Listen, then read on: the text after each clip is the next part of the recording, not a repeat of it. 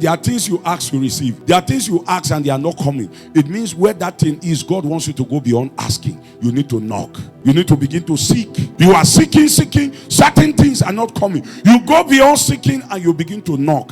And when you knock like my friend in Luke chapter 11. That his friend inside said, I cannot come and open the door for you. My family is in bed. The guy said, if you will not give me bread for my friend who came from a journey, it means you and your family are not ready to sleep tonight. The guy kept knocking. The guy is like my son Joshua.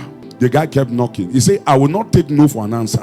And the Bible says, because of his importunity, his friend was inside, opened the door and gave him as much bread as he required. It's a kingdom principle that the Bible is showing us. It was after Jesus gave that parable that he said, ask and you shall receive, seek you shall find, knock, the door will be open. So the guy was asking, his friend was not responding. The guy went beyond asking, he went beyond seeking, he kept knocking. His friend was inside, realized that, oh boy, this guy is not going to take no for an answer.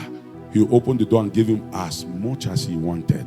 And Jesus used that parable, an earthly story that captures a heavenly reality, a heavenly meaning, to show us that in our kingdom journey, there are certain things that will not just be accessible to you because you ask. As a matter of fact, if God wants to give you something very heavy and something very serious, you will need to go beyond asking. God will keep it in a place that only those who are willing to travel will find it. So there are certain realms of authority that God gives people, only people who are willing to go far with him. People who choose the Christianity of comfort. There are certain realms of kingdom authority they will never access. We talk about some of the early church fathers. Do you know the sacrifice they made in prayer? Some of them will go to the mountain, they'll go to the woods, they'll be there for 3 days. See, it was their hunger that kept them here. They were flesh and blood like you and I.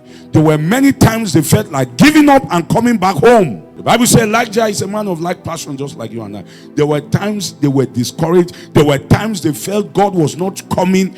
There were times they felt like turning back on God. But they kept going until the door opened. So if you want to be carriers of power, authority, to wield dominion in time, you must build prayer into your life. There are times that you begin praying and you are not checking your time, and you just turn and look through your window and you find out the sun is out. Meanwhile, you went there maybe 10 or 11 or 12 at night and you started praying because your soul is hungry for something. One day I told God, I said, see, let it be established between me and you that this journey we will see the end. We will see the end. We will see the end.